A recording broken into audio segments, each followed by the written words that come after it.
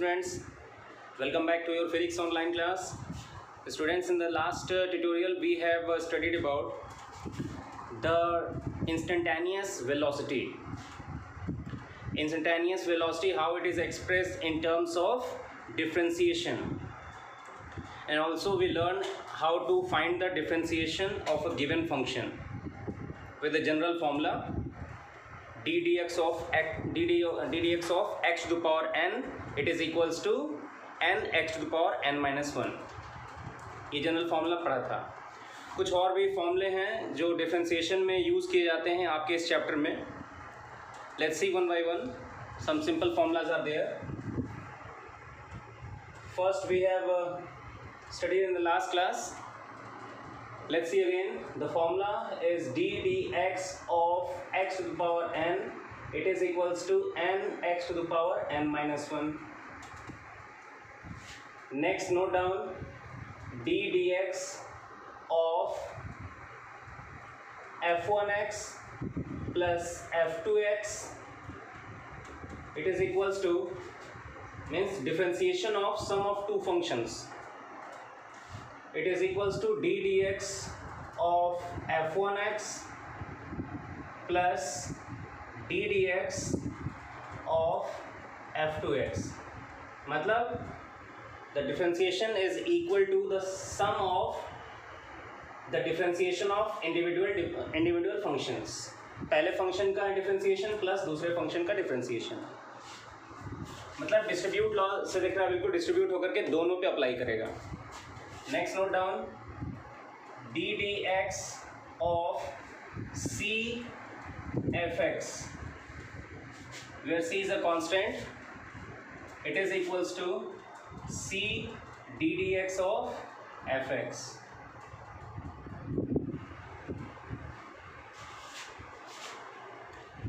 c common means common का मतलब हो गया इस डिफरेंशिएशन के पार्ट से बाहर हो सकता है, because differentiation is not will apply on this constant. Next, इस एग्जाम्पल देख लो. Suppose d dx of 5x to the power 3. Compare this example with the given formula. देखो c की जगह पर 5 लिखा हुआ है और the function of x is x cube.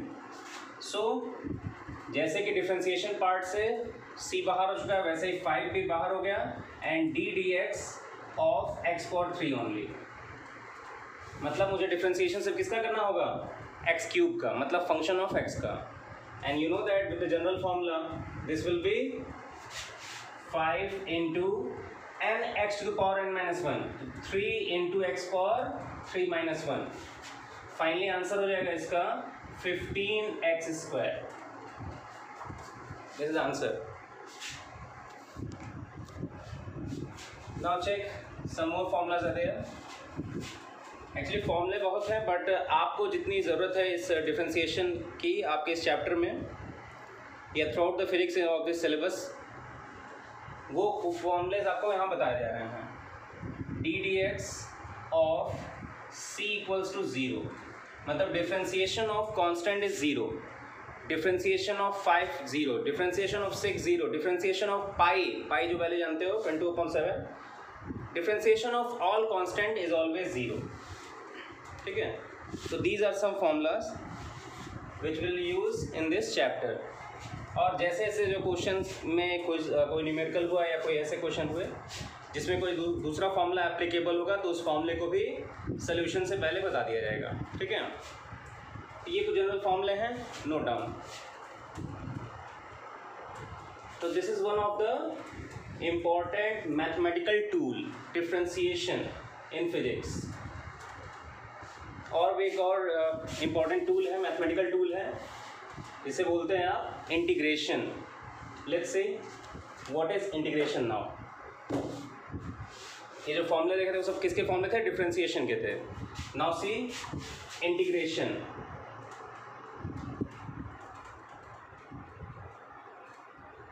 Integration, it is one of the branch of calculus. Integration is the inverse. Listen, integration is the inverse process of differentiation. ठीक है? See here, suppose there are two functions f1x and f2x. There are two functions of x. दोनों x के ही function है, f1x and f2x. And if d dx of f2x, it is if f1x, अगर कहता है दूसरे function का differentiation with respect to x, it is equal to the first function, it means that, यहाँ if लगा दो, this implies that कि integration, this is the symbol used for integration of first function with respect to x, it is equals to second function. ये देख लो, इसमें complete definition है आपके integration की. सो ये जो फॉर्मूले यहाँ पे यूज़ होंगे इस चैप्टर में, बस वही फॉर्मूले को यहाँ पे हम लोग एक ओवरव्यू में देख लेते हैं. ठीक है, तो this is the meaning of integration. If the differentiation of second function it is equals to first function, it means that कि integration of first function with respect to x is equal to the second function. ठीक है, तो यहाँ इसका मतलब यही हो रहा है कि integration is the inverse process of differentiation. अब इस इंटीग्रेशन में भी कुछ इंपॉर्टेंट फॉर्मूले हैं, उसको लिख लेते हैं जो यहाँ पे एप्लीकेबल होगा इस चैप्टर में. Write down the first general formula. This is the symbol used for integration.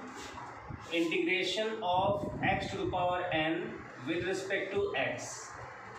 क्या पढ़ना है इसे? Integration of x to the power n with respect to x. ये देखो dx, ऐसा मत समझना कि dx का मतलब there are two terms d and x in product. dx एक सिंगल टर्म है, इसका मतलब है difference, small difference in x, and this is the function जिसका कि इंटीग्रेशन निकालना है. इंटीग्रेशन का फॉर्मूला लिख लो. It is equals to x to the power n plus 1 upon n plus 1. साथ में c भी है, where c is the integrating constant, integral constant भी कहते हैं. c is the integral constant. But for the finite integration, finite का मतलब definite हो, उसकी रेंज फिक्स हो, a to b x and dx, अगर ऐसा हो. ठीक है, सो क्या करते हैं, यहाँ fx लिख दो, जनरल लिख दो. किसी भी फंक्शन का इंटीग्रेशन करते हैं with respect to x within the limit a to b. इसे क्या बोलते हैं? Lower limit. This is upper limit. तो इट इज इक्वल्स टू, अच्छा इसका फॉर्मूला देना पड़ेगा कोई. ऐसा करते हैं x फॉर n ले ले, जिसका इंटीग्रेशन हम इजीली इसको यूज़ कर सके, दिखा सकें. तो कह रहा है x फॉर n का डिफरेंस इंटीग्रेशन कितना है? x for n plus 1 upon n plus 1. और now we will apply the limits. इसे बोलते हैं डिफिनिट इंटीग्रल है. डिफिनिट का मतलब हो गया फिक्स्ड है, कहाँ से कहाँ तक, कहाँ से इंटीग्रेशन मतलब एक्चुअली होता है कि ऐड करना. ठीक है ना, स्मॉल पार्ट्स dx dx ऐसे इक्वल पार्ट्स को ऐड करना. यहाँ इतना समझो, इंटीग्रेशन मतलब एडिशन है, मतलब सम ऑफ द टर्म्स हैं, स्मॉल टर्म्स हैं. तो वो टर्म्स कहाँ से कहाँ तक ऐड करना है? तो लोअर लिमिट a से अपर लिमिट b तक है. ठीक है, मैथमेटिक्स के स्टूडेंट जो हैं और अच्छे से पढ़ेंगे. ठीक है, और बायोलॉजी स्टूडेंट्स जो हैं वो सिर्फ यहाँ पे इस फॉर्मूले को ध्यान दें, फॉर्मूला समझ लें. इसी फॉर्मूले को हमें यहाँ फिजिक्स में यूज़ करना है. ये हो गया a to B x for n, dx equals to x for n plus 1 upon n plus 1. Range है a टू b. इस पर एक एग्जाम्पल चेक कर लो, समझ में आ जाएगा इसका मतलब. सीधे एग्जाम्पल नाउ. सपोज क्वेश्चन है 1 to 2 x for 3 dx. Lower limit 1 upper limit 2, जो फंक्शन x का जिसे इंटीग्रेट करना है इट इज एक्स क्यूब। सो इसे इंटीग्रेट करते हैं तो इंटीग्रेशन कितना आएगा फॉर्मूले से x टू पावर 3 + 1 अपॉन 3 + 1। लेकिन लिमिट्स भी हैं, लिमिट्स क्या हैं 1 to 2,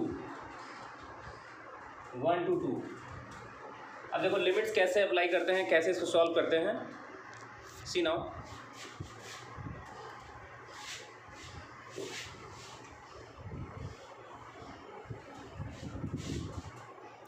कैसे सॉल्व किया देखो 3 + 1 4 है डिनोमिनेटर में, और जो भी लिमिट्स होती हैं वो लिमिट्स कांस्टेंट पे एप्लीकेबल नहीं होती हैं। लिमिट्स को अप्लाई करते हैं with a variable that is x here. तो पहले तो ये डिनोमिनेटर का 4 बाहर हो गया, मीन्स 1/4, और ब्रैकेट के अंदर है x टू पावर 4। लिमिट्स हैं 1 to 2। तो ऐसे पहले कॉन्स्टेंट्स को बाहर कर लेंगे अगर कोई है तो 1/4। अब देखो कैसे करना है। First of all replace the variable with the upper limit. x को 2 से रिप्लेस करो, मतलब x के ऊपर 2 यूज करो, तो 2 to the power 4, जैसे x पावर 4 वैसे 2 to the power 4। फिर माइनस लगाओ, फिर से वेरिएबल को रिप्लेस करो with the lower limit that is 1 to the power 4। x के ऊपर 1 लिख दिया। तो this is the way, this is the method to solve the limits problem. तो 2 to the power 4 मीन्स कितना हो गया भाई, 4 + 16 हो गया, -1 दैट इज 15/4। तो this is the answer. So this is one of the general formula in integration. और जैसे कि मैंने बताया कि फॉर्मूला इंटीग्रेशन डिफरेंशिएशन में बहुत हैं, बट जो भी जैसे यूज़ में आएगा वैसे वैसे मैं आपको उसे इंट्रोड्यूस कराता चला जाऊंगा, ठीक है। फिलहाल अभी इस चैप्टर में इतने ही जनरल फॉर्मूले की ज़रूरत है। एक और फॉर्मूला इंटीग्रेशन में नोट कर सकते हो, integration of 1 dx it is x।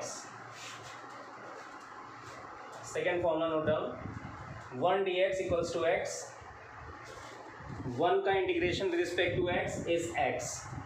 ये भी फॉर्मूला कोई नया नहीं है, फर्स्ट जो बताया मैंने general formula x for n का, उसी फॉर्मूले पे ये सॉल्व हो जाएगा। Some more formulas are there like c f(x) dx equals to, फिर से c बाहर हो जाएगा और इंटीग्रेट करना है सिर्फ आपको इस फंक्शन को। और वैसे एडिशन का भी है, डिस्ट्रीब्यूशन लॉ से जैसे सॉल्व किया था डिफरेंशिएशन में, वैसे ही इंटीग्रेशन में भी होगा, ठीक है। So this is about some formulas used in integration.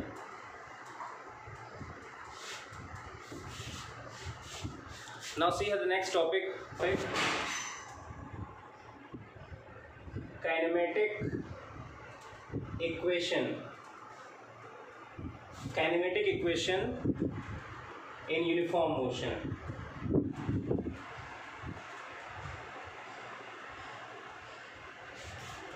Kinematic equation in uniform motion.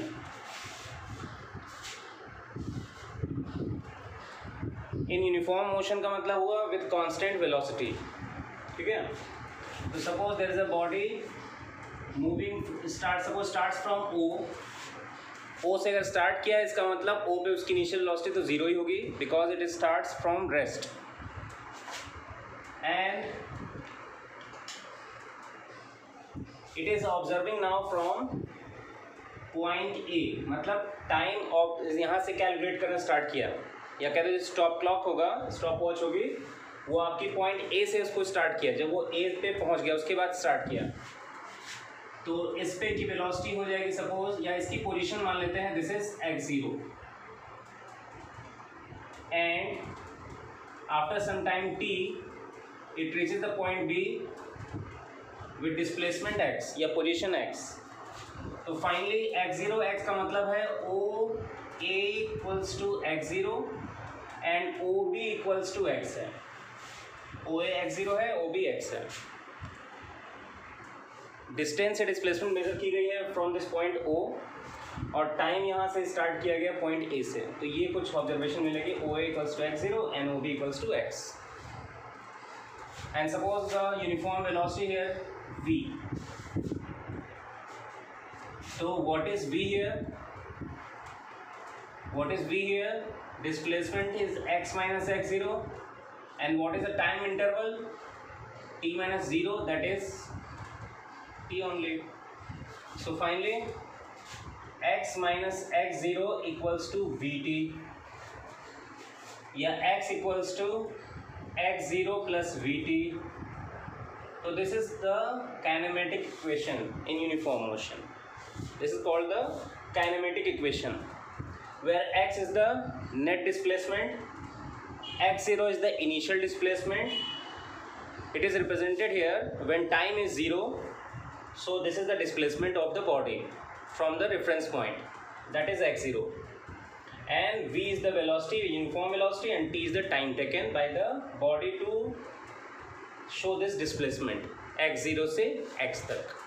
ठीक है, तो this is the kinematic equation.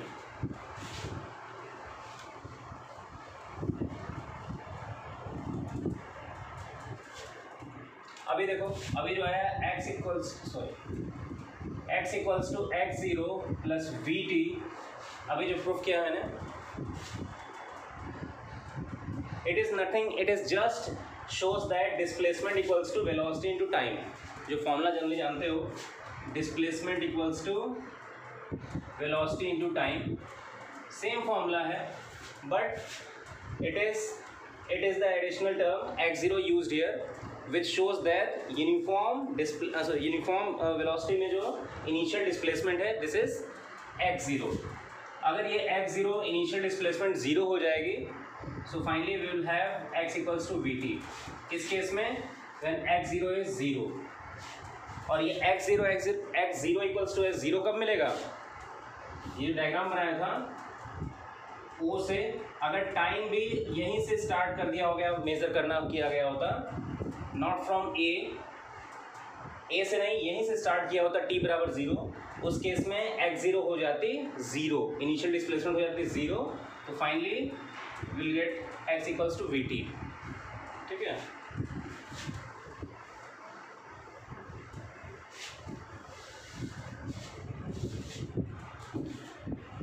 so next we have to study about the derivation of equations of motion. Derivation of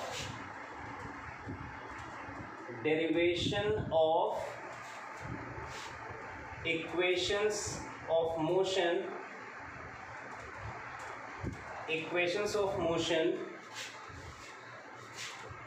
with या by integration method.